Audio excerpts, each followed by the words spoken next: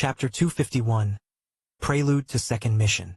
After the sophomore ball ended and my conversation with the headmaster left me staring down the reality of my choices, I found myself thinking, what did I really want?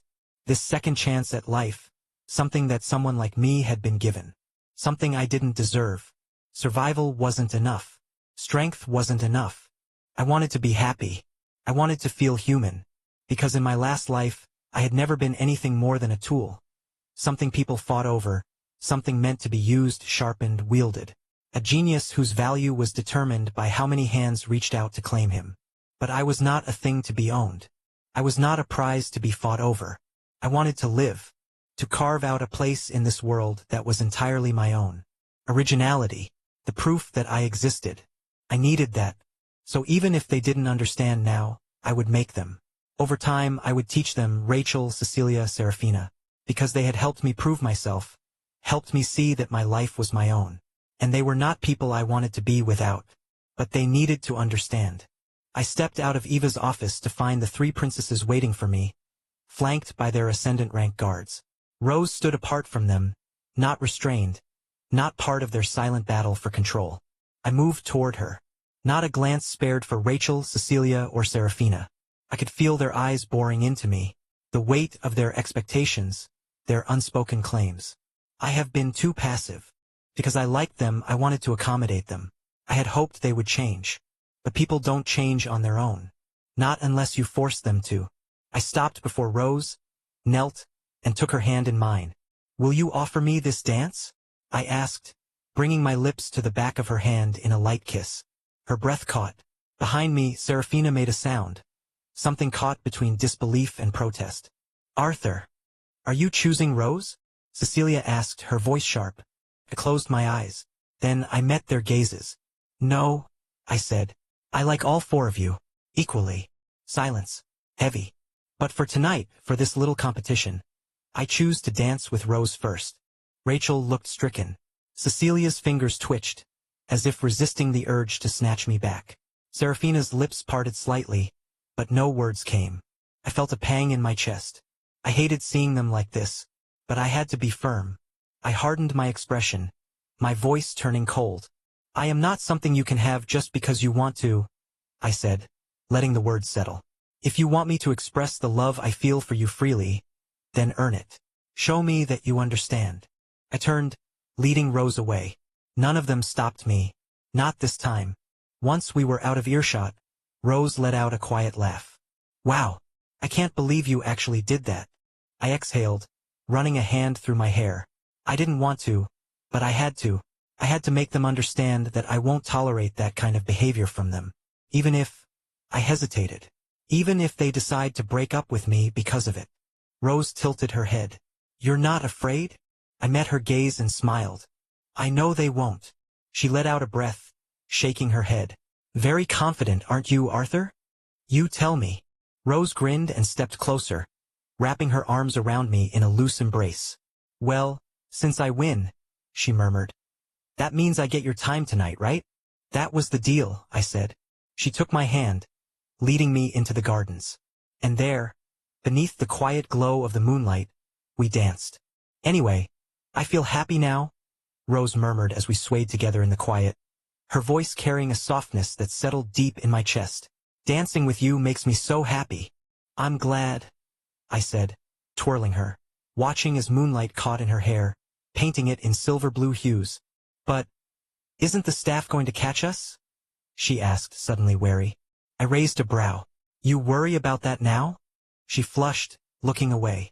I wanted to do this, she admitted, her voice barely above a whisper. With you.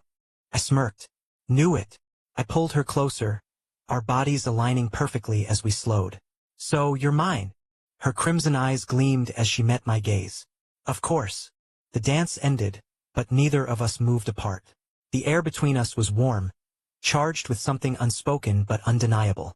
I leaned in, and then our lips met, soft and certain, like the pieces of a puzzle clicking into place. Rose melted into the kiss, her fingers curling into the fabric of my suit as if to anchor herself. When we finally broke apart, she rested her forehead against mine, her breath mingling with mine in the cool night air.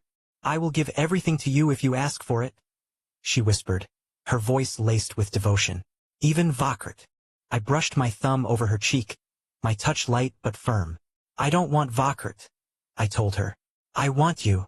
You already have me, she murmured. And then she kissed me again. This was the warmth I had always been searching for. The warmth I wanted from all of them. The warmth that, together, would shape my originality. That would make me human. That would make me breathe and live. And to protect this, to protect the warmth I had found in my life, with the 4 girls who had woven themselves into my existence, with my family, I would do anything. Even if it meant tearing apart the 5 cults. Even if it meant crushing the future calamities before they ever had a chance to rise.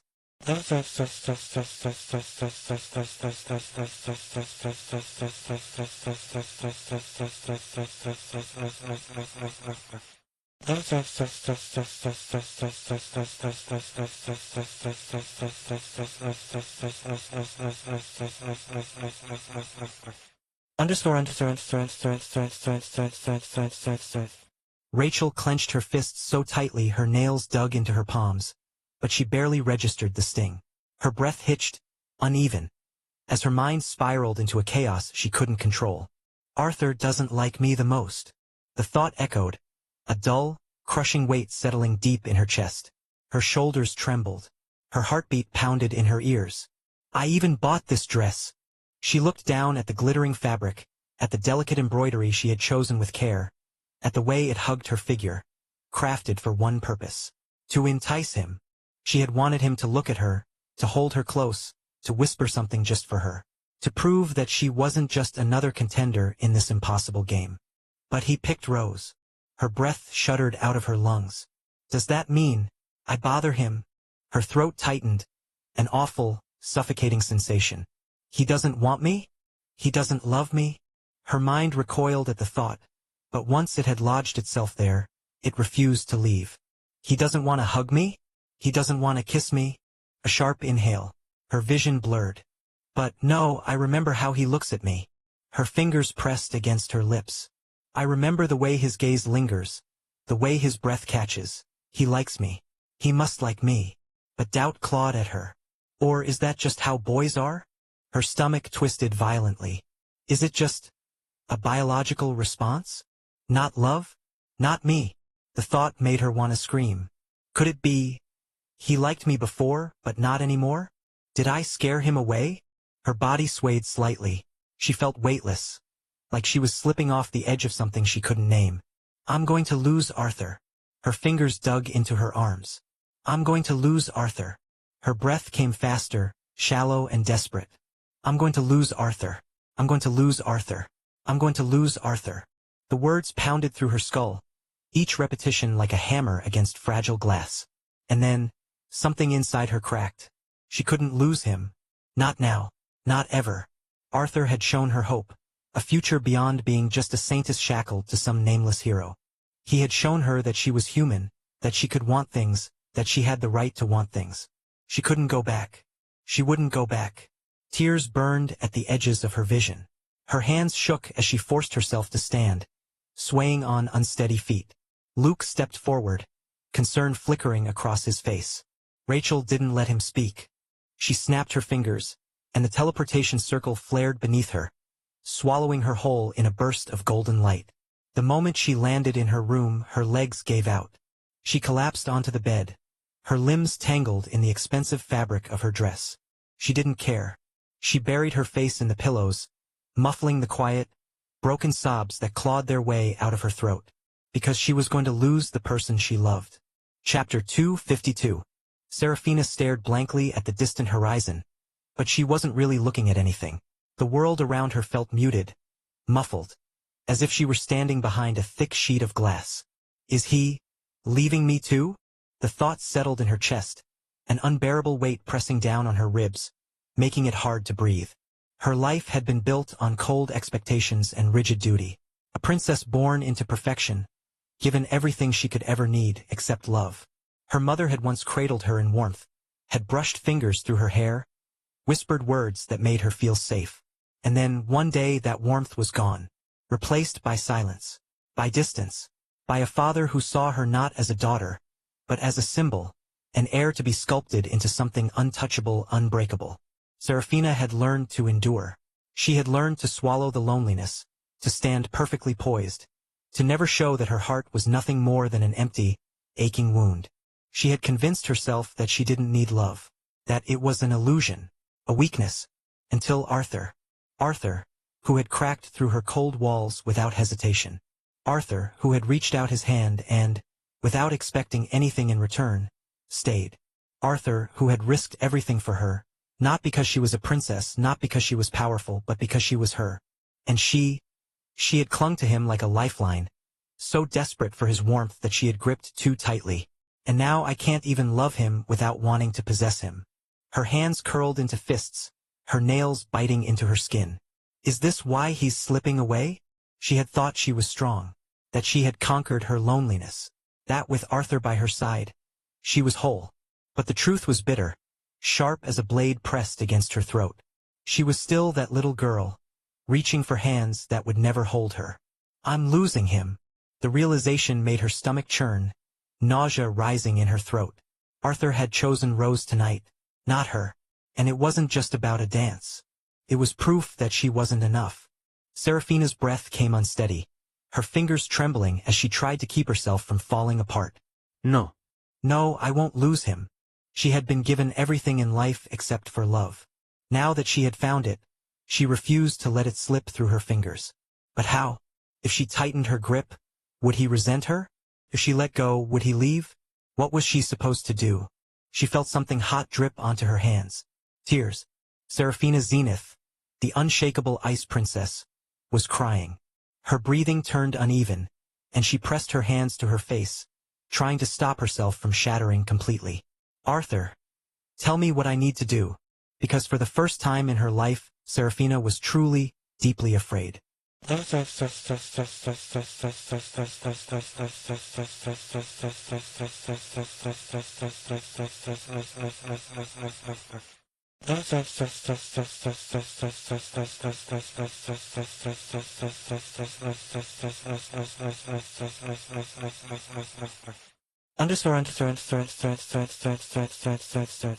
Cecilia was silent. She didn't glare. She didn't curse.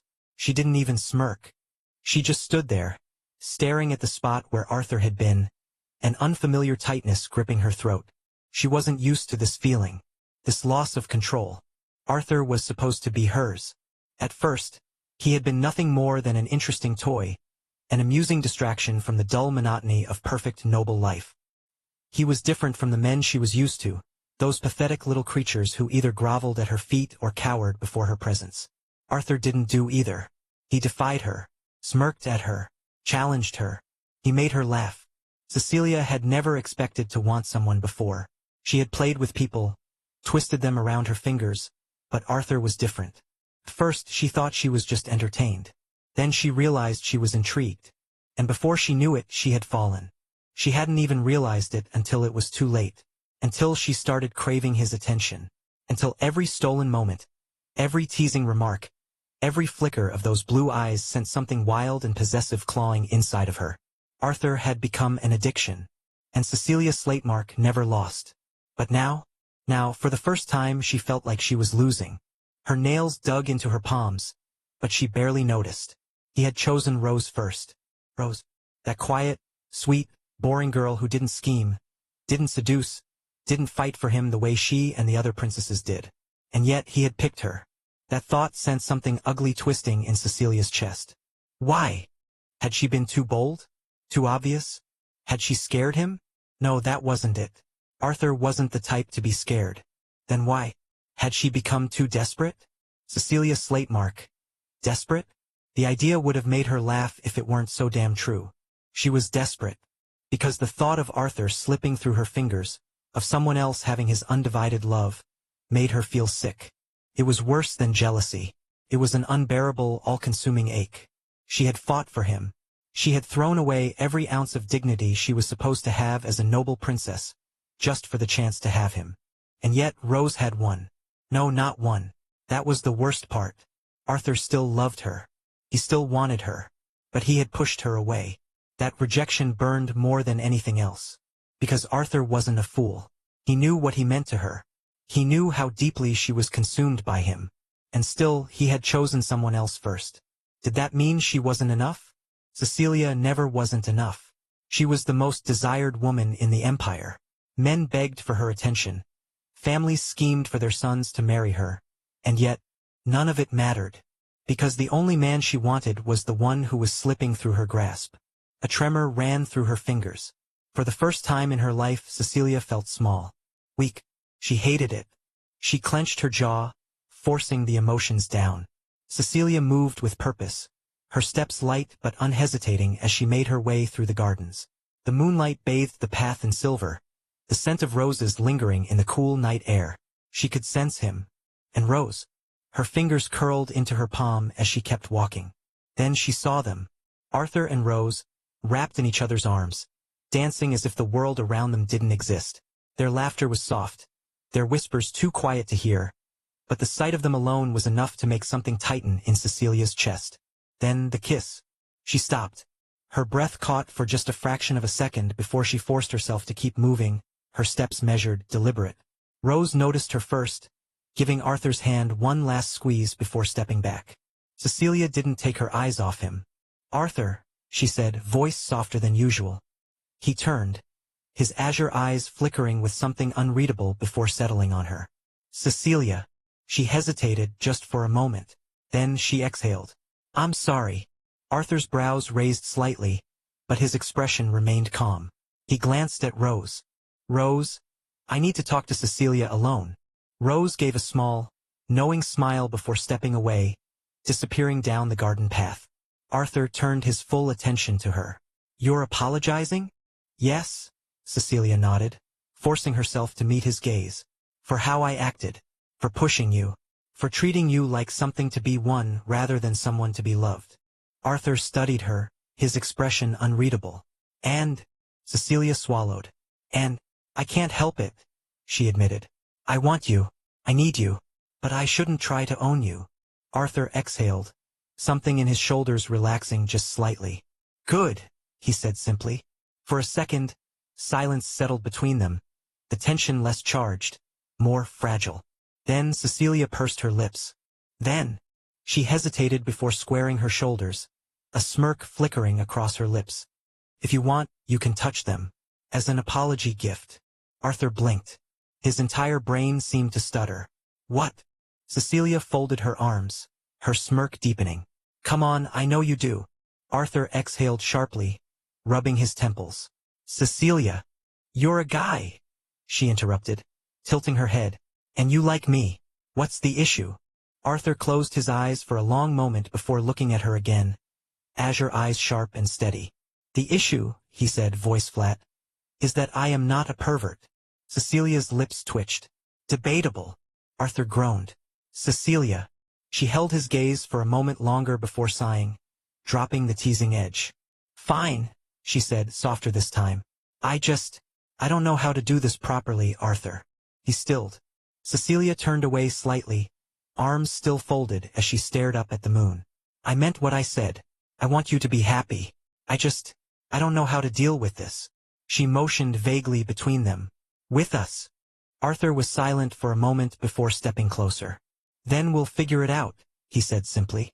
Cecilia let out a breath she hadn't realized she was holding. A small, almost imperceptible smile ghosted her lips. "You're way too soft, you know that?" Arthur snorted.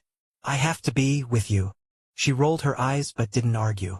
Instead, she took a step forward, closing the distance between them. Then, without warning, she leaned up and kissed his lips. Arthur blinked. Cecilia smirked. "There," she said. "Now we're even." Arthur sighed, shaking his head, but there was the ghost of a smile tugging at his lips. Cecilia stepped back, hands on her hips. "I'll stop pushing so much, but I'm not giving up. I still want you." Arthur met her gaze, steady and unshaken. "I know." Cecilia tilted her head, eyes gleaming. "And one day, Arthur." She leaned in slightly, voice dropping to a whisper. "You will want me just as much as I want you." Then, with a swirl of crimson manna, she turned and walked away, her laughter lingering in the air long after she had disappeared into the night. If it's for Arthur, I don't mind. Chapter 253. It was time to select a mission. The first practical evaluation of our second year at Mythos Academy had begun, and as rank 1, I had the privilege and the responsibility of choosing a suitable challenge. The list of options was vast. A scroll of assignments that ranged from subjugation of rogue beasts to artifact retrieval in dangerous ruins. Plenty of missions, each stamped with its own level of importance, each with its own dangers. But my eyes stopped on one. Mission. Investigation in the city of Redmond. Collaborate with the guilds and discover the root cause of the disturbances in the city. Redmond. That name alone was enough to make my mind sharpen. It was a place of silent warfare, a city of veiled threats and unseen puppeteers. More importantly, it was where Reika Solien was. Although I'd already met Reika in Avalon, Mavern Academy, her academy was located in Redmond. That meant she was there, living under the looming shadow of a secret war she had no idea about. A war that, if things played out as they had in the novel, would consume her. Because the real problem wasn't the disturbances. It was Red Knot, a silver-ranked guild that masqueraded as a legitimate organization but was nothing more than a front for Red Chalice, a cult hiding in plain sight. Nobody knew that yet. Not the barony overseeing the city. Not the mercenaries who worked with the guild. Not even the investigators who had come before. Red Knot moved quietly, burrowing into the city's underbelly like a parasite, slowly infecting its institutions. On the surface, they answered to the Baron of Redmond, a man who had influence but lacked the sheer brute force to contend with a battle-hardened guild. The two sides were locked in a cold war. For now. But that was going to change soon. Because Red Knot wanted Reika. They wanted to claim her for themselves, to turn her into a tool, to force her to awaken her latent power through sheer trauma. And they were going to do it the worst way possible. Her foster family, who would attend Mavern Academy's end-of-year festival. Slaughtered. Right in front of her. A sacrifice to break her. And I was going to stop that. A silver-ranked guild. Are you sure you're up to it? Luna's voice echoed in my mind. Thoughtful, testing. Of course. If I couldn't deal with a single silver-ranked guild, then I had no right to dream of reaching the top. There was no hesitation. No room for doubt. Because doubt wouldn't save Reika. Doubt wouldn't be there when the cult came to take her. Doubt wouldn't do a damn thing. Your standards are very high, Luna mused. They have to be, I replied. I tapped the selection panel, locking in my mission. The notification blinked green, sealing my choice. But there was one last thing I needed to do before heading to Redmond. I needed to secure Jean Ashbluff. It was time to bring him into Ouroboros. The training field at this hour was nearly deserted. Nearly. I could see a lone figure standing in the center of the training ground, sword in hand, his back turned to me. Jean Ashbluff. He moved with controlled intensity, his blade carving through the air with the precision of someone who had done this 1,000 times before. Sparks of dark mana pulsed along the edge of his sword, the mark of his lineage. Since he hadn't yet reached integration rank or begun the integration process, he didn't have deep dark. But that would change in the future since he also had a black star like me. It was a sight few had the privilege of witnessing. Because Jean, despite his reputation, rarely let anyone see him train. But I wasn't just anyone. I took a step forward, my presence rippling through the mana-rich air. Jean stopped mid-swing. His shoulders tensed. He didn't turn around immediately, but I could feel his senses sharpening. Arthur. His voice was steady, unreadable. What do you want? Instead of answering, I lifted a hand. Behind me, Erebus emerged from the shadows. Dark energy coiled from my lich's form, seeping into the ground like ink spilling into water. The training field dimmed, as if the moon itself had been blotted out. A supernatural domain. A space beyond the Academy's surveillance. The world outside faded. No spying spells. No outside eyes. Nothing but me, Jean, and the truth I was about to drop on him. Jean finally turned, his dark eyes narrowing. What are you doing? I smiled faintly, just making sure no one listens in. He exhaled through his nose, clearly irritated.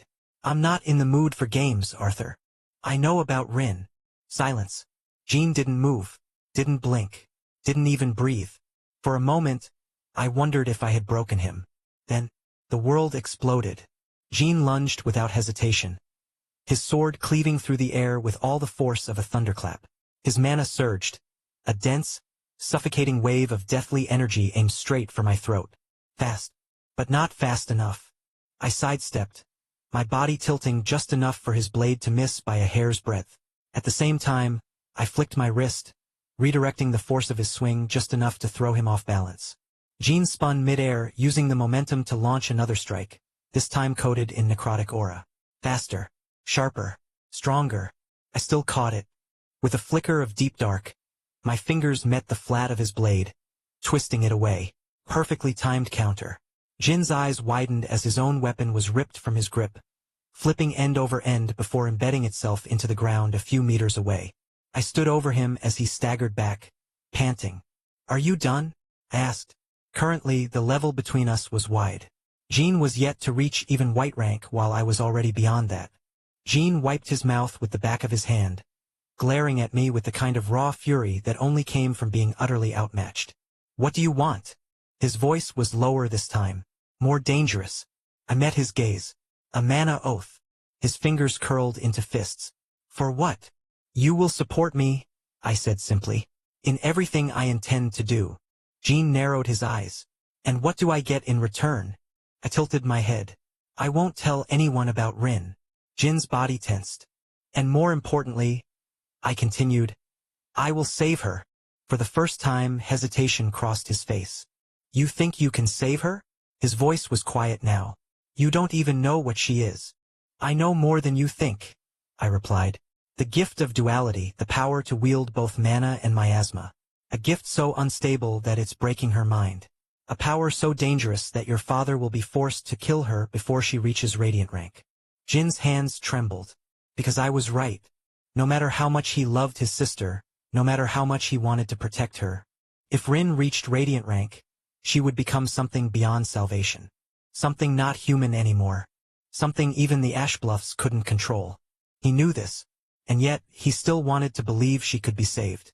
"I'll do what your family can't," I said. "I'll keep her alive." Jean looked at me, something unreadable flickering in his dark eyes. A long silence stretched between us. Then, slowly, reluctantly, he extended his hand. The air crackled. Mana surged between us, intertwining, forming the unbreakable contract of a mana oath. Jean clenched his jaw. "If you break your end." "I won't," I interrupted, "because I don't make promises I can't keep." The oath sealed. A pulse of mana. A binding force. A contract between two monsters who would one day change the world. Chapter 254. Callie stared at me like I had just announced I was going to arm wrestle a dragon. Jean, on the other hand, had the expression of a man slowly coming to terms with the fact that he had made a very, very bad decision. "So what you're telling me," Callie began slowly, her fingers drumming against the table, "is that you blackmailed Prince Jean Ashbluff and forced him to join our guild?" "Yep," I nodded. Jin's glare could have cut steel. Callie exhaled through her nose, then looked at Jean. "I understand you, Your Highness," she said, shaking his hand solemnly. "This crazy bastard did the same thing to me. I want you to know, you are not alone." Jean blinked at her. "What?" "Shut up and sit down," I said, rubbing my temples. Callie sat down with exaggerated obedience, giving me a deadpan stare. "As you say, sir. And why are both of you acting like you don't get benefits from this?" I sighed. "Benefits in the future," Callie corrected, her arms crossed. Jean nodded. I resisted the urge to groan. These two together were going to be a nightmare. "So," Callie drawled, "why did you call me here? Just to tell me that you've added another victim to your collection?" "No," I shook my head. "Choose a mission in Redmond City. I need you there." Callie leaned back, arms still crossed. "And what exactly are we doing in Redmond?" "Destroying a silver-ranked guild and getting a reward from a baron." There was silence. Jean blinked. Callie started. Then Callie leaned forward, very slowly, her hands flat on the table. "Arthur." "Yes. Are you insane?" Jean, to his credit, remained composed. "A silver-ranked guild is far too high a target. Their strength varies, but at minimum, their guild master will be ascendant rank, maybe even mid or high tier. A bronze-ranked guild, sure. We could handle that. But silver? That's suicide." "It's not," I said, shaking my head. "You both need to think more." Callie let out a laugh. A loud, unhinged laugh. "Think more," she repeated, her voice shaking. Oh, yes. Why didn't I think of that?" I should just think. That fixes everything. What a genius you are, Arthur. You should write a book. Just think harder. How to survive utterly stupid situations. Geez, keep your yelling down. I sighed. I'm not asking you to kill an ascendant ranker. There's only one in Redmond, and he's just closing in on mid-ascendant rank. I'll handle him. Callie's mouth snapped shut. Jean frowned. You're planning to take on an ascendant ranker alone? Yes. More silence. Then Callie leaned toward Jean. Did he hit his head recently? Jean shook his head. Not that I know of. Maybe he needs to, she muttered. Jean exhaled sharply. Arthur, you're strong. Ridiculously strong for our age. But an ascendant ranker is. I know exactly what an ascendant ranker is. I met his gaze. And I know how to kill one. That shut them both up. For a long moment, neither of them spoke. Then Callie exhaled, rubbing her temples. You're really not going to let this go, huh? Nope. Of course not, she muttered. Why did I even ask? Jean crossed his arms, his expression unreadable. Fine. But I want every detail of your plan before we go in. Naturally, I agreed. And so, I explained the plan to them in detail. Callie got up from her chair without a word. She paced across my room once, then twice. Then, without warning, she slapped herself across the face. Holy shit! I'm awake! She muttered, blinking rapidly like she was trying to clear a hallucination. I narrowed my eyes. Sit down. She flopped back into her seat, rubbing her temple. What a crazy plan. Jean exhaled, his fingers laced together, his expression unreadable. All right, let's assume for a second that you're correct. That means we're going up against a bishop of the Red Chalice cult. Explain to me how there's a bishop left when they should have all been wiped out. I met his gaze evenly. I don't know. That was a lie. But they didn't need to know that. Either way, our goal is clear, I continued. We expose the cult's presence in Redmond and eliminate the bishop before they gain enough influence to act openly. Callie leaned forward, resting her elbows on the table. The plan seems foolproof, she admitted. But there's something I don't get. This Reka girl. She's really worth all this trouble? Why not just have Cecilia pull some strings and get an investigation going? I shook my head. It's not that simple. Jean frowned. Why not? I sighed. The 12 diamond-ranked guilds balance the Imperial family and the Council, forming a quad of power alongside the Tower of Magic. Their eyes flickered with understanding. The Empire was not under complete control of a single entity. Although the Imperial family technically ruled the Empire, in reality it was a four-way chess match between the Council of Nobles, representing the wealth and influence of the aristocracy, the Imperial family, wielding authority over the government and military, the Tower of Magic, controlling the regulation of spellcasters and magical research, the Summit of Guilds, an assembly of the 12 diamond-rank guilds, ensuring that adventurers and mercenaries had autonomy from the state. Each faction had its own interests, its own power struggles, and no single faction could afford to act unilaterally without stepping on the toes of the others. It's difficult for the Imperial family to randomly investigate any guild, I explained, even a bronze-rank one. They need solid evidence or, at the very least, strong probable cause. Jean clicked his tongue. How annoying. I glanced at him. Of course, he would find this kind of system frustrating. On the Western continent, things were different. The Ashbluff family was the law. There was no balancing act, no political struggle between factions. The entire West bowed to their rule, and any noble house that thought otherwise had been crushed beneath their heel. Power there was absolute. Here, it was a game. One with far too many players, all carefully weighing their next move. Jean exhaled, shaking his head. In the West, we don't waste time on bureaucracy. If someone needs to die, they die. Callie snorted. Yes, very inspiring. Kill first, ask questions never. No wonder people are scared shitless of your family. Jean didn't argue. I leaned back in my chair. That's exactly why we can't rely on official channels. If we want to solve this problem, we do it our way. Jean and Callie exchanged a glance. Then Jean sighed, rubbing his temples. Fine. I'll help. Callie groaned, running a hand through her hair. I can't believe I'm doing this. Fine. I'll get us a mission in Redmond. But if we die because of your ridiculous plans, I will haunt you in the afterlife, Arthur. And I will be annoying. I smirked. Duly noted. Seriously, How do you come up with this kind of stuff? Callie muttered, shaking her head like she was experiencing a migraine in real time. And you still didn't answer Jean. Is Reika worth all of this? Both of them were staring at me now, waiting for an answer. I exhaled. Yes. Jean narrowed his eyes. Just like that. You'll understand when you meet her, I said simply. Don't judge too quickly. Reika is a monster. Callie scoffed. You are the only monster in this world. Jean nodded in agreement. I don't think we need another one. I smirked but said nothing. They would see soon enough. Also, I continued, shifting the subject. I need you to get Elias to do some digging. We need information on the last of the Special Four. Jean frowned. This is going to be someone weird, isn't it? Probably, Callie shrugged. But whatever. I'll send the request to him.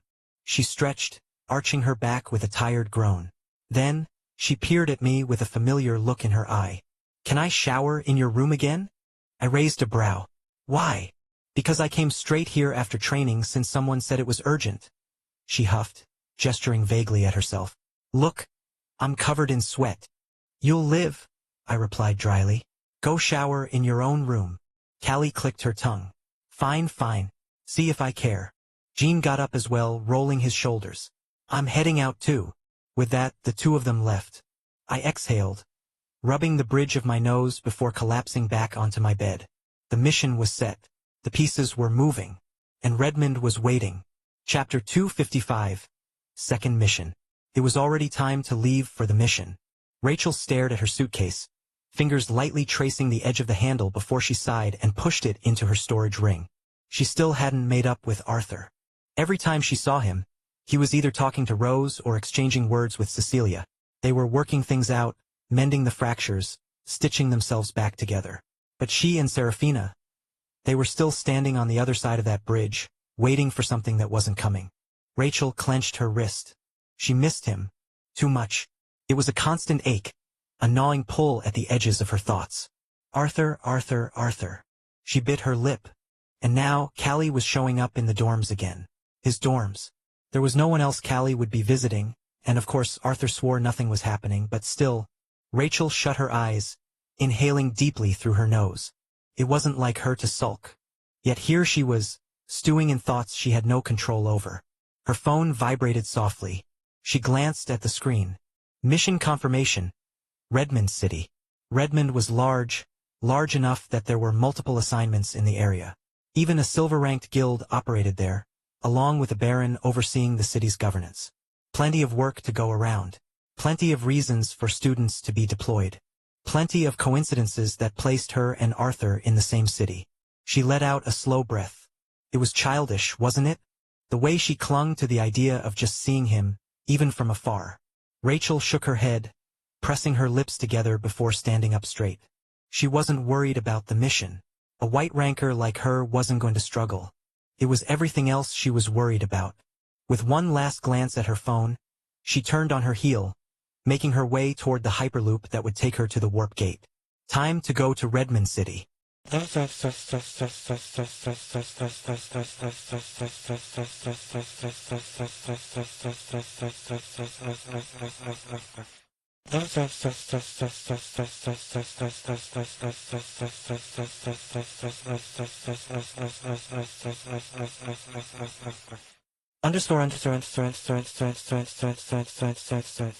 Redmond City greeted me with the usual chaos of an urban sprawl.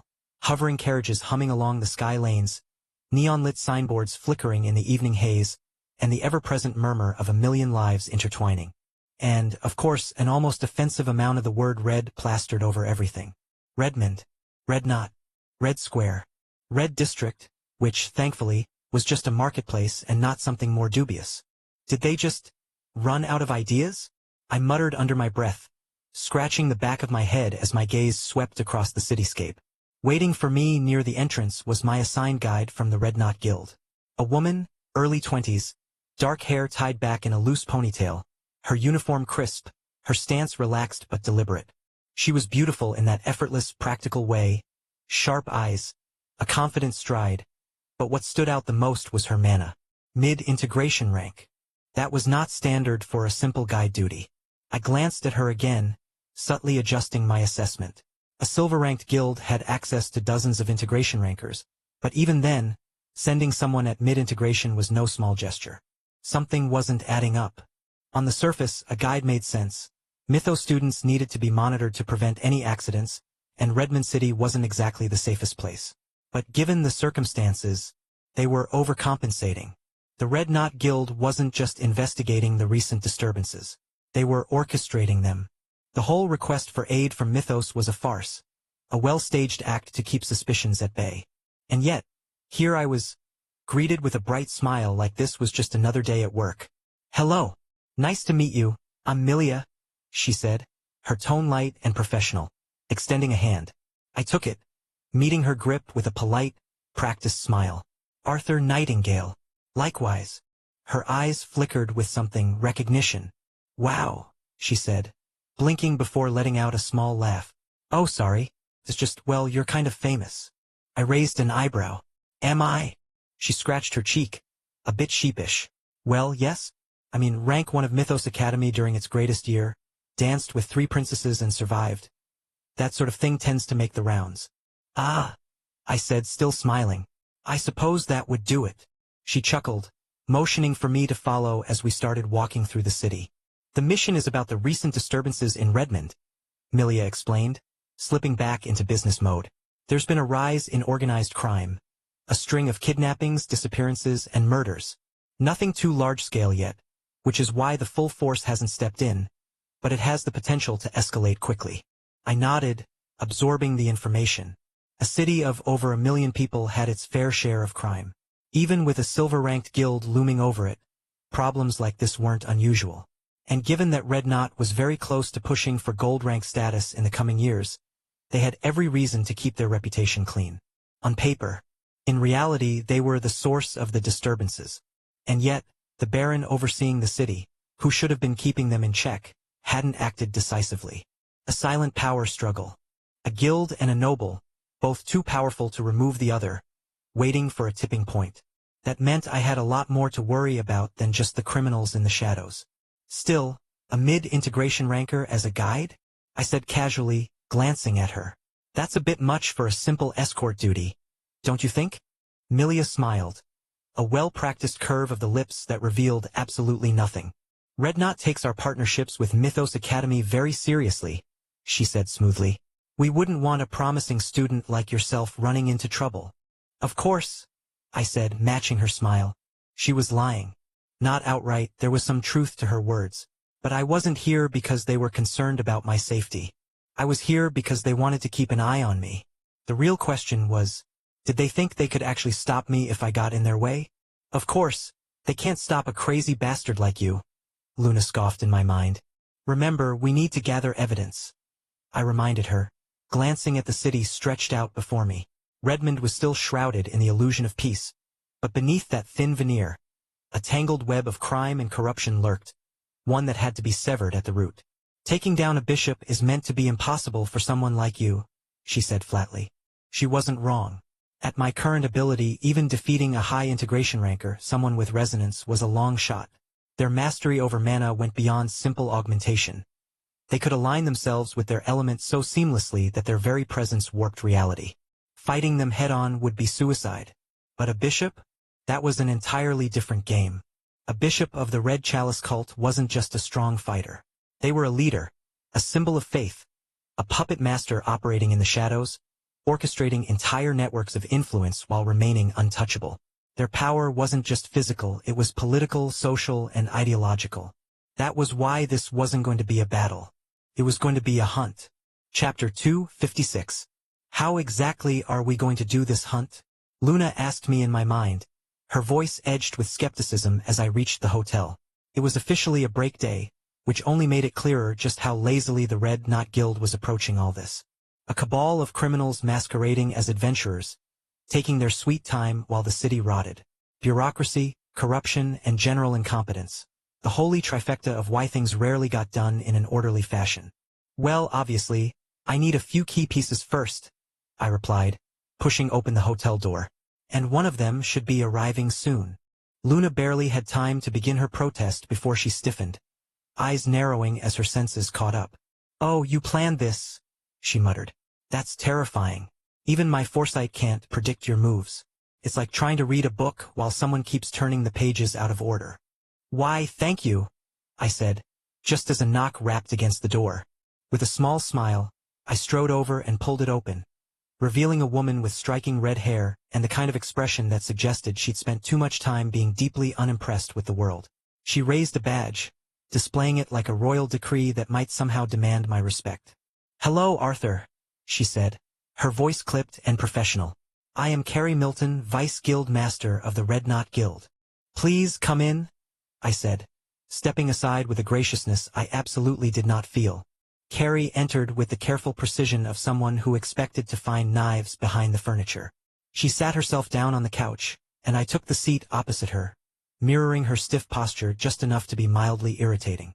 "I formally greet the Vice Guild Master of the Red Knot Guild as the official Guild Master of the Bronze Rank Guild, Ouroboros," I said, tone polite but deliberately weighty.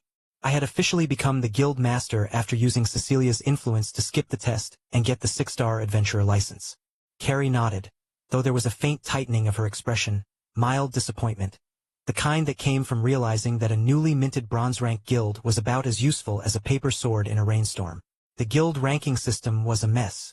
The gap between bronze and silver rank was wider than the ocean, and Ouroboros was brand new. Not exactly a reliable ally in her mind, especially if she had the same suspicions I did. "I came because of the message you sent," Carrie said finally, her words slow and careful. "The possible corruption within the Red Knot Guild." She knew. At least she had an idea. Carrie was one of the few untainted members of the guild, an unfortunate soul whose reputation for righteousness had gotten her hired, but whose fundamental trust in others had made her easy to deceive. The guild master had played her like a well-tuned instrument. Not perfectly, though. "Yes," I said, leaning forward. "The crimes plaguing this city, they all trace back to them. I need your help to expose it." Carrie's lips pressed into a thin line. There was doubt in her eyes, a wariness born from knowing she was dangerously close to a truth she might not be ready for. This was always the tricky part, getting people to see what was right in front of them. "You know it too, don't you?" I pressed, watching Carrie's face with the kind of patience usually reserved for people trying to convince a cat to come inside during a rainstorm. "You don't want to admit it. That's fine. I don't want to believe it either. That's why the investigation will focus on gathering evidence first." That, of course, was an absolute bald-faced lie. But the wonderful thing about lies was that most people weren't particularly good at detecting them. Only those with an almost supernatural ability to read people, like the three princesses, could truly see through my deceptions. Carrie, despite her experience, wasn't one of them. "I understand," she said, her voice carrying the weight of someone clutching at the last remaining threads of optimism. "I don't want to believe this either." "Exactly. And if we find out we were wrong, all the better." I smiled, all warmth and reassurance, like a doctor telling a patient that the good news is, they probably won't need surgery. "But if we're right, then I need someone like you on my side." Carrie Milton hadn't become the Vice Guild Master of Red Knot by sheer luck. She was a low ascendant ranker, which meant she was one of 2 people in the city who could actually deal damage to the bishop. Strong, experienced, competent. Exactly the kind of person I needed to make sure this plan didn't crumble into 1,000 tiny regrets. "So what's your plan?" she asked, the skepticism in her voice thick enough to spread on toast. I laid it out for her, step by step, from the subtle maneuvering to the more direct interventions, explaining each part with the care of someone defusing a particularly volatile bomb. She listened, silent and focused, her expression shifting from doubt to calculation. When I finished, she leaned back, exhaling. "It could work," she muttered, then frowned. "No, it should work. Even if the guild master was a high ascendant ranker." "Well, but of course," I said smoothly, as if this wasn't something I'd been planning with the obsessive detail of a mad scientist trying to reanimate a corpse. Carrie studied me for another moment before nodding. "All right, I'm in." That was the thing about good people. Once they saw the right path, they didn't hesitate. They didn't second-guess. They just moved forward, no matter what it cost them. "And you mentioned this Reika girl? She's their main target?" "Yes." I nodded, keeping my voice even. "The Red Knot Guild has been corrupted by one of the 4 cults." Another lie. It was the Red Chalice cult, but saying that outright would be like telling someone their childhood bedtime stories were actually real and out to get them. As far as most people were concerned, the Red Chalice cult had been wiped off the face of existence. Mentioning them would get me the kind of look reserved for lunatics and prophets. Better to let Carrie figure that part out on her own. Carrie tapped a finger against her knee, thinking. Her eyes weren't on me anymore but staring somewhere past me, the way people do when they're trying to convince themselves that what they're about to do isn't going to end in disaster. I'll need to be careful, she said finally. If the guild master or anyone else suspects I'm working against them, they'll deal with you before you can be a problem. I finished for her, nodding. Which is why you're not working against them. You're just investigating a few inconsistencies. Following standard procedure. A responsible vice guild master doing her job. Carrie let out a sharp breath, somewhere between a laugh and a sigh. Right? And if things go wrong? I shrugged. Then we adjust. Improvise. Hope they haven't already prepared for that. That got me a dry look. The kind that suggested she was reevaluating every life choice that had brought her to this conversation. Your confidence is inspiring. I try, I said, standing up. In any case, I'll get things moving on my end. You just make sure you stay out of sight when you need to. Carrie stood as well, adjusting her coat. And you'll keep me updated? As much as I can, I promised. And if anything urgent comes up, I'll make sure you know. She studied me for a moment longer, then nodded. All right, then I'll start looking into things from the inside. Discreetly. That's the spirit, I said, walking her to the door. And Carrie? She paused, one hand on the handle. Be careful, I said, my voice losing the casual edge. Carrie gave me a small, humorless smile. I will be. With that, she pulled open the door and stepped out, the dim hallway light casting shadows over her face. She didn't look back as she walked away, disappearing around the corner with the kind of determination that usually led to either heroism or disaster. I closed the door behind her and let out a breath. Well, that's one piece in place. Now I just had to make sure the rest of them didn't fall apart before the game even started. Chapter 257. God. He's really crazy, isn't he? Callie said, leaning back in her chair and lazily stirring her tea. It was a rich, fragrant blend, the kind that was probably meant to be appreciated in silence, but she had never been much for subtlety. Just a bit, Gene shrugged, picking up his drink. A chocolate mocha drowned in whipped cream, an abomination of sugar and caffeine. It was the sort of thing that would have given a nutritionist an aneurysm. Callie raised an eyebrow.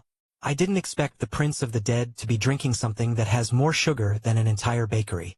Sugar is the only pleasure in my life, Gene replied flatly, taking another sip. Callie shuddered. Right? That wasn't ominous at all. Her gaze flickered over him again, and she frowned slightly. Anyway, I'm surprised you broke through to white rank. She could sense it easily. His mana had sharpened, his aura denser than before. I forced it a little, he admitted, setting his cup down. But it won't mess up my growth. I'll still reach integration rank at the right time. Makes sense, Callie mused. Even though she was still stronger, the gap had narrowed. That meant Jean would have a bigger role to play in Arthur's plans. Which was, honestly, a terrifying thought. I can't believe he's making us play babysitter, Jean muttered, his dark eyes landing on the reason they were even here in the first place. A young woman with violet hair, sitting alone at a table near the window. She was 2 years older than them but noticeably weaker. That wasn't the problem. The problem was that, for some reason, Arthur had decided she was important. I don't see what's so special about her, Callie admitted, narrowing her eyes. Before Jean could reply, she stiffened. Someone was approaching her. Look, Jean murmured, voice calm but alert. A guy's coming closer to her. Callie turned her head slightly, just enough to get a good look without being obvious. The man was tall, well-built, dressed in casual but practical clothes. The sort that wouldn't stand out in a crowd but had enough flexibility to throw a punch if necessary. A small insignia was stitched onto the sleeve of his jacket. Red knot, she muttered. The man stopped next to Reika's table and leaned in slightly, a smile on his face that was just a little too wide to be friendly. Reika, he said smoothly. We need to talk. Reika didn't even look up from her tea. I already said no. Come on, the man pressed, still smiling but with less patience now. You know the guild would be good for you. You've got potential. Reika sighed and finally glanced at him, expression bored. If I had potential, you wouldn't be trying this hard. Jean chuckled under his breath. Not bad. The man's smile twitched. He was still trying to play nice, but there was a tightness in his shoulders now, a flicker of irritation in his eyes. "You don't want to make this difficult," he said, voice lowering just slightly. "We're giving you an opportunity. And I'm giving you an answer," Reika shot back. No. For a second, there was silence. Then the man reached out. Not violently, not yet, just a simple, firm grip on Reika's wrist. The kind of move that could be excused later as just a misunderstanding. Callie and Jean moved at the same time. Callie's hand landed on the man's wrist before he could tighten his grip, her nails digging in just enough to be felt. "I really wouldn't do that if I were you," she said, voice light, almost playful. Jean, meanwhile, just stood up and took a slow sip of his mocha, watching the scene unfold with the vague interest of someone observing a mildly amusing street performance. But beneath the table, hidden by the cafe's dim lighting, his fingers twitched ever so slightly. The man didn't notice. He didn't notice as something slithered through the shadows beneath his feet. Didn't notice as it coiled, unseen, waiting. Didn't notice that Jean had just placed one of his summons directly into his shadow. Callie, however, did. And for the first time in a long time, she shook. She didn't see the summon. Jin's ability was far too refined for that. But she felt it. The moment it happened, the atmosphere around him shifted, like a door had silently creaked open to something vast and terrible, just beyond the veil of normal perception. The Ash Bluff gift. It wasn't just powerful. It was unnatural. "I only felt it because he wanted me to," Callie thought. The man, blissfully unaware of his new predicament, jerked his arm away with an annoyed grunt. "TCH. Fine," he muttered. "Not worth the trouble." He turned and walked off, his irritation clear in the way his steps were just a little too forceful. Jean sat back down, finally setting his cup on the table. "That was stupidly easy," Callie muttered under her breath. "And when he did, well, he'd wish he had never walked into this cafe." "Thank you for helping me," Reika said, her voice soft but laced with unease. She hesitated, as if debating whether or not to say more, then sighed. "I'm sorry, but that man was a scout from the Red Knot Guild. I worry that they might come after you now." Callie snorted, the sound light and almost amused. "Don't worry, a mere silver-ranked guild won't touch us." Which was an understatement. Touching an Ashbluff and a Malekith was the kind of thing that could turn a minor inconvenience into a full-blown war. Even one of the 12 diamond-ranked guilds would think twice before trying something that suicidal. Red Knot, for all its posturing, wouldn't dare. Of course, the problem was that Red Knot wasn't just Red Knot anymore. Callie's gaze flicked over Reika, watching her carefully. "I still don't get why Arthur is so insistent about her. Dark yellow rank. Barely 3-star adventurer level. Maybe, with effort and luck, she could scrape her way up to silver rank someday. Useful, sure, but not worth the amount of interest Arthur was throwing her way. Not worth the trouble of personally dealing with a corrupt guild for her sake. Ouroboros needed strong people, but they also needed people who could become strong. Reika didn't look like one of them. "Thank you," Reika said again, bowing her head slightly. "We're from the Ouroboros Guild," Callie said, smiling just enough to be friendly but not enough to be trusted. "You must have met one of our scouts in Avalon, right?" Reika stiffened, her expression subtly shifting. "Yes," she said carefully. Now she was on guard. Good. She wasn't completely naive. "We understand you rejected our offer," Callie continued, raising her hands in a disarming gesture. "We're not here to pester you about it. We were just concerned about Red Knot continuously scouting you. We thought it was best to handle it before it becomes a bigger issue." Reika's fingers curled slightly around the edge of her teacup. "Will this require me to join your guild?" Jin's eyes flicked toward her, his grip on his mocha tightening just slightly. Smart girl, Callie thought. That hesitation, the slight tremble in her voice. She was genuinely considering walking away from the protection they were offering just to avoid being tied to a guild she didn't trust. That took guts. Most people, when offered a way out of a dangerous situation, wouldn't think twice before grabbing it. But Reika did. "No," Callie said simply, shaking her head. "You have no obligation to us." Reika exhaled, her shoulders easing ever so slightly. As their conversation wound down, Callie slipped a business card across the table with the casual ease of someone who had done this 100 times before. Jean, meanwhile, took a rather less conventional approach, silently embedding one of his summons in Reika's shadow without her so much as twitching in response. "Nobody will notice, right?" Callie asked, though she already knew the answer. Jean nodded, finishing off the last of his sugar-laden monstrosity of a drink. Only if my summon needs to reveal itself, or if someone with a supernatural detection ability gets suspicious. Ascendant rankers with particularly sharp senses might pick up on it. Ordinary immortal rankers will, of course, but they have better things to do than snoop on random cafe patrons. And you can swap places with your shadow whenever you want. Yeah? Part of my gift, Jean confirmed, stretching his fingers idly. So if something does go wrong, I can be there instantly. The chance of her actually being in danger just dropped significantly. Callie nodded, satisfied. It was a ridiculous ability, half teleportation, half living nightmare fuel. Every gift had different layers to it, like some overly complicated magical onion, and the necromancer's touch that ran through the Ashbluff family was more like an entire cursed library of abilities stapled together under one banner.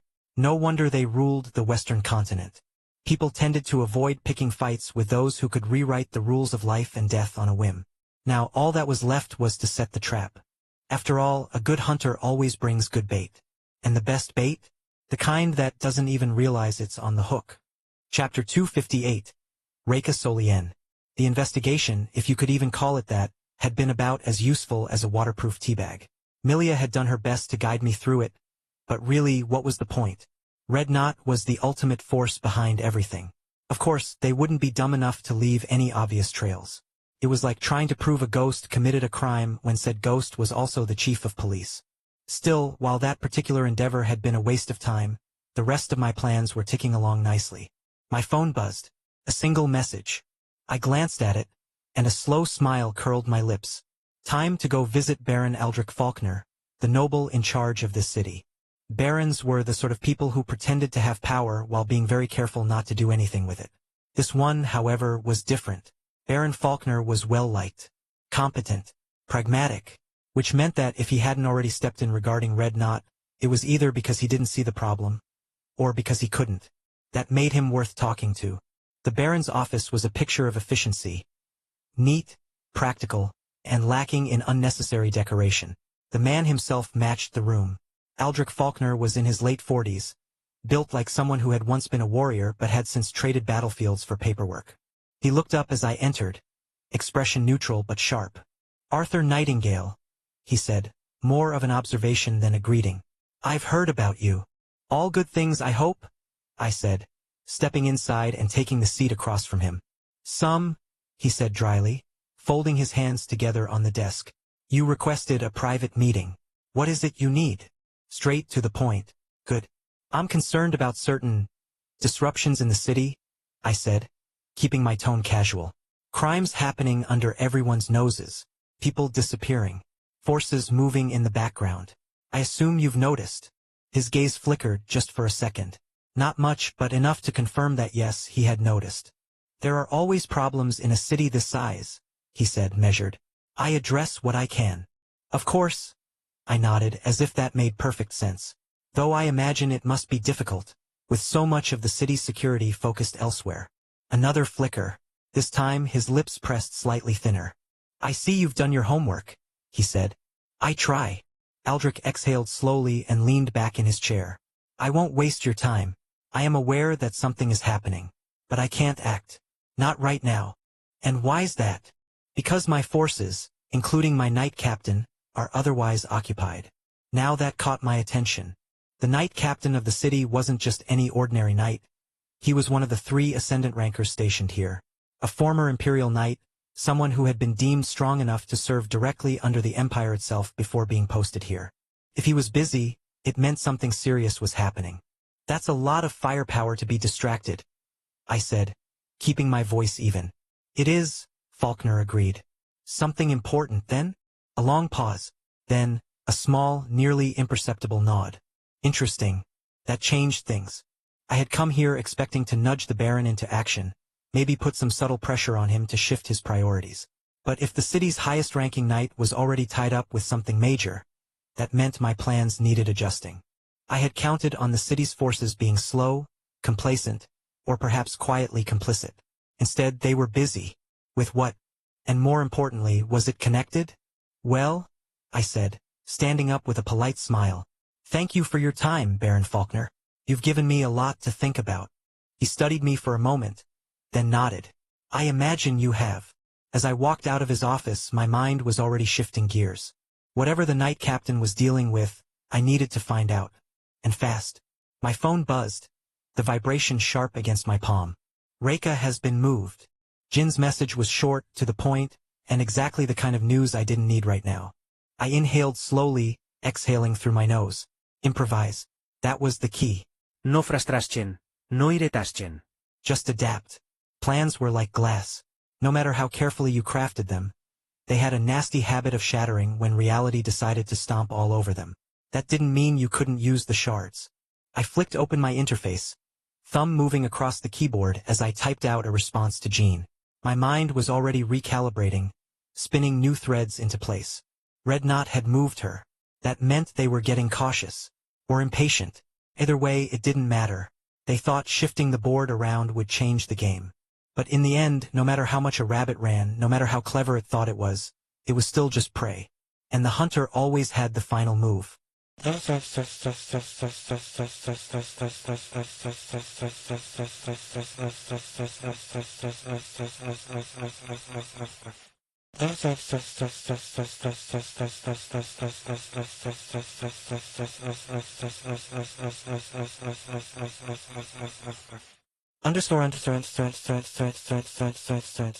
Dark shapes, voices like echoes, stretched and warped, bleeding into each other. Reika couldn't see them clearly. Only glimpses, like watching broken footage through a cracked screen. The figures moved, blurred and indistinct, their outlines shifting as though reality itself couldn't quite settle on what they were. Will she be able to hold? The compatibility is high. We just need more time. This one's different. We proceed carefully. Hands. She remembered hands, not soft, not warm, cold, gloved, precise. They touched her skin, traced lines along her arms, her spine, her throat. Something hummed beneath her. Inside her, a vibration that wasn't natural, wasn't human. Pain flickered in and out of awareness. It came in flashes, impossible to pin down, like her mind refused to remember it fully. She tried to scream once, but no sound came. She's adapting. Unbelievable. This could change everything. She knew those voices. Or maybe she didn't. Maybe her mind was lying to her. She tried to move, but her limbs weren't her own. She tried to open her eyes, but when she did, all she saw was light. A blinding, sterile white. And then, Reika woke. Her body jerked, her breath coming in short, sharp gasps. For a moment, the world felt like it was slipping. The edges of her vision curling in like reality was still deciding whether or not to keep her here. Then it settled. She was in a room. A white room. Empty, cold, artificial. A thick glass shield separated her from the other side. On the other end, watching her with the patience of someone who had all the time in the world, stood a man. She knew that face. The guild master of Red Knot. Her stomach twisted. The memories, the distorted, broken things in her head, threatened to surface again, but she pushed them down. Good, the man said, his voice smooth, almost friendly. You're awake. Reika forced herself to breathe evenly, to push down the trembling in her limbs. Fear was useless here. Panic wouldn't help her escape this situation. She clenched her fists, nails digging into her palms, grounding herself in something, anything real. Her voice came out steadier than she expected. Even someone like you can't get away with kidnapping people. The guild master of Red Knot, Gregor Vale, tilted his head, then laughed. Not a chuckle, not a smirk, a laugh, amused, unbothered, as if she'd just told him the sky was made of cheese. Kidnapping? He repeated, wiping an imaginary tear from the corner of his eye. Oh, Reika, no. You misunderstand. I don't care. Reika's breath hitched. Gregor stepped closer to the glass, his reflection distorting slightly against the surface. You're thinking about this all wrong, he said, voice patient, like a teacher explaining something to a particularly slow student. This isn't about what I can or can't do. It's about what I will do. And I will use you, Reika. Her throat went dry. What? You are a weapon, Gregor said simply. Designed, built, and meant to serve my cult. A weapon. Something twisted in her gut. Reika's mind reeled, her thoughts struggling against themselves. No, that didn't make sense. It didn't make any sense. She was just a student, a weak one at that. She wasn't anything special. She wasn't. I don't understand, she whispered half to herself. Gregor sighed dramatically, shaking his head. You will, he said, watching her with a slow, creeping smile. Soon. Chapter 259. The moment the glass door slid open, something in me snapped shut. The air felt heavier, my body frozen in place as Bishop Vale stepped into the room. Not Gregor Vale. Not the guild master of Red Knot. A bishop of the Red Chalice cult. The truth sat in my mind like a sickness, crawling through the gaps in my memories, threading together the pieces I hadn't even realized were missing. The experiments, the whispers, the feeling of being reshaped into something I had never agreed to be. I could still hear the voices from my past, fragmented and distorted, buried under layers of time and fear. She's adapting. Increase the dosage. No, don't stop. She can take it. A failure? No. Prototype. A foundation for something greater. I clenched my fists, nails biting into my skin. Bishop Vale took another step forward, casual, unhurried. He was savoring this. You have no idea what you are, do you? He murmured. No matter. It's in you. You are ours. You always have been. I glared at him, even as my heart pounded, even as every part of me screamed to run, to fight. I don't belong to you. His expression didn't change. He just sighed, as if I had disappointed him, as if I was a child throwing a tantrum. Then he lifted his hand and tapped at the sleek device in his grip. And my world stopped. A screen blinked to life, displaying crisp, high-resolution images. A small, familiar house. A quiet neighborhood. People I knew. My family. Not my real family, I never had one of those. But the people who had taken me in. The ones who had made sure I had food, shelter, a home. The ones who had cared. They had nothing to do with this. They didn't even know who I really was. And yet they were on that screen. Bishop Vale tilted his head, watching me carefully. Do I have your attention now? My hands shook. I forced them to steady. He didn't need an answer. He already knew. If you refuse, he continued, voice smooth and casual, as if he was discussing something as simple as dinner plans, I will erase them. Every single one of them. And not just their lives. Their records, their existence. It will be as if they never were. I wanted to scream. I wanted to rip that smug, self-satisfied look off his face. I wanted to not feel so helpless. But I wasn't stupid. He had power. Connections. If he said he could make them disappear, he could. I swallowed hard, forcing the words out. I understand. Felt like choking on glass. Bishop Vale smiled. Good girl. I gritted my teeth so hard my jaw ached. He stepped forward, placing his hand against the scanner near the door. A soft chime sounded, and the security system disengaged. A sharp hiss. A rush of cool, sterile air. The glass barrier between us slid away, and suddenly, there was nothing separating me from him. I wanted to move. I needed to move. But my body was locked in place. My breathing shallow. My mind spinning through every possible way out. None of them worked. Bishop Vale took another step forward, and then, reality shattered. The air twisted. A ripple spread through the space around us, distorting the world as if someone had slashed through existence itself. Something else was here. Presence. Fast. Inescapable. A gleam of steel. A sword, cutting through the air in a blur. Bishop Vale turned, eyes widening, hand already moving. Too slow. The blade struck. I can't believe you would. The voice was sharp, laced with something between disbelief and fury. A red-haired woman stood near the shattered remains of the glass barrier, her sword still humming with raw energy. Carrie Milton. I knew her. The Vice Guild Master of Red Knot. A skilled swordsman. Good enough that, with the element of surprise, her blade had struck true. The enclosed space trembled as astral energy collided. A violent storm shredding through everything around us. The sheer force of it sent me flying backward. I hit the wall hard, the impact rattling my bones. I bit my lip, the sharp taste of blood grounding me. I can't just sit here. Activate, I muttered. And it did. The power I hated, the thing they had forced into me. The thing I never wanted. But the thing I had to live with. Black ink bloomed across my skin. Ancient letters twisting and shifting, binding me, forcing my body past its limits. My mana rank surged. My veins burned. Blood rose in my throat, and I choked on it, coughing it out in a thick, crimson splatter against the pristine white floor. I looked up, vision swimming. 2 ascendant rankers clashed before me. A battle too fast, too brutal for my mind to fully process. Carrie's sword slashed, her movements sharp and precise.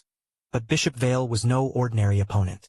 They moved like forces of nature, tearing through the space between them with raw power. I tried to push myself up.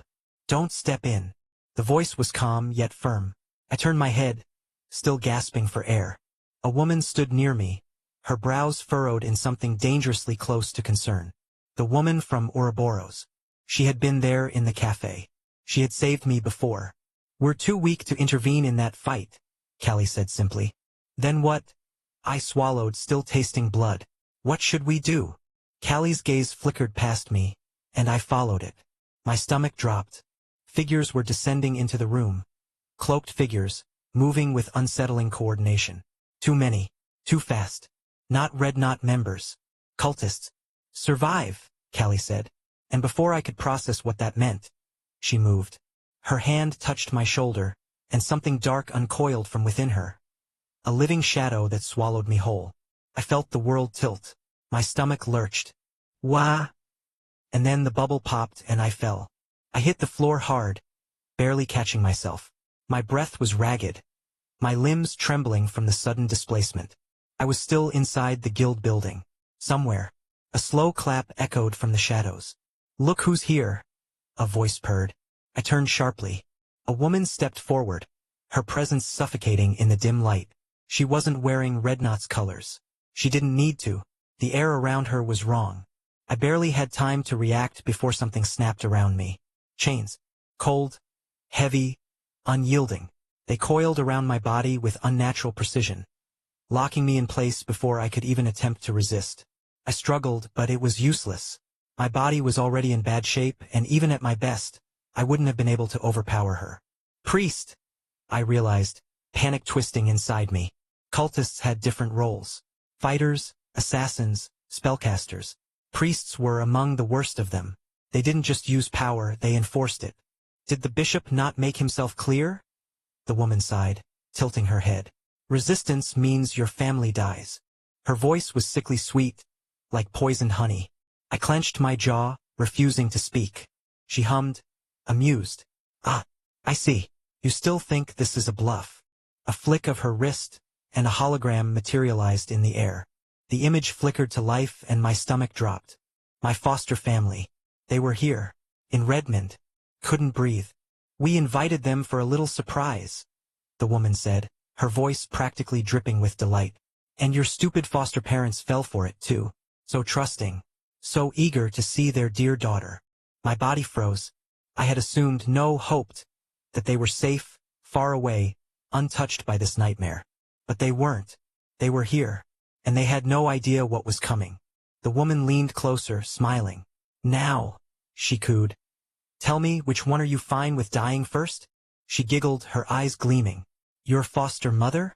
Your foster father? Maybe one of your little siblings? Tell me. Tell me. The chains tightened around me. I couldn't move. Couldn't breathe. And for the first time since this nightmare had started, I felt something raw, something primal clawing at the edges of my mind. Not fear. Not despair. Something worse. The loss of being. The unraveling of everything that made me me. Something worse than death. Something that left nothing behind. Not even the right to exist. I couldn't lose them.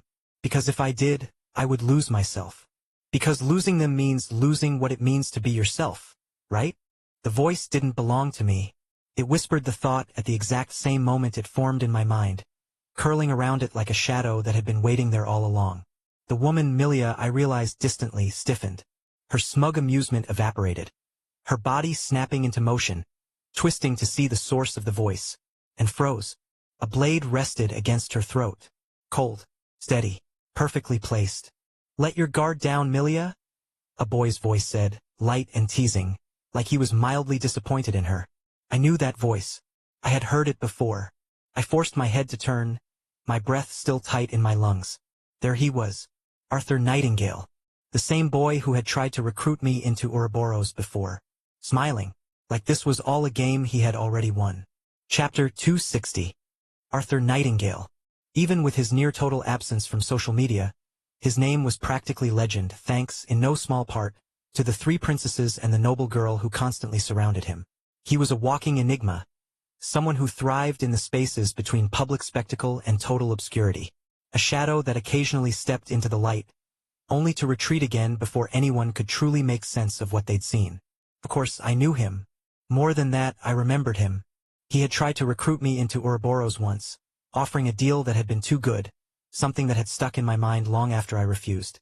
His eyes that day, penetrating, calculating, as if dissecting my very essence, had haunted my dreams for weeks afterward. At the time, I hadn't understood why he was interested in me. But now, did he know? The thought chilled me to my core, ice spreading through my veins. Had he known this would happen? Had he somehow seen what even I hadn't known about myself? Had he been planning this moment all along, like a chess master positioning pieces 20 moves ahead? I pushed the thought away, my hands trembling slightly. That was impossible. No one could have predicted something like this. Not even him, right? You know? Milia spoke, her voice even, controlled. But there was a tightness in her throat now, a barely perceptible quiver that betrayed her rising panic. Her family will die. The words hung in the air between us, heavy and poisonous. Arthur's blade pressed a fraction deeper against her skin, drawing a thin, crimson line that trickled down her throat. The steel gleamed under the harsh lights, hungry. He could kill her in an instant. A simple flick of his wrist, and her life would end. My heart hammered against my ribs, the sound thundering in my ears. No. Save my family. The words ripped out of me, raw and desperate, clawing their way up my throat like a wounded animal. My eyes burned with unshed tears, my voice cracking under the weight of my fear. Arthur sighed, shaking his head like a teacher unimpressed with a student's lack of faith. The gesture was so casual, so at odds with the life-or-death stakes surrounding us, that it sent a jolt of cold fury through me. Did you really think I wouldn't account for something like that? His voice was calm, but there was an edge to it. A quiet certainty that sent a cold shiver down my spine, like fingers of ice tracing my vertebrae one by one.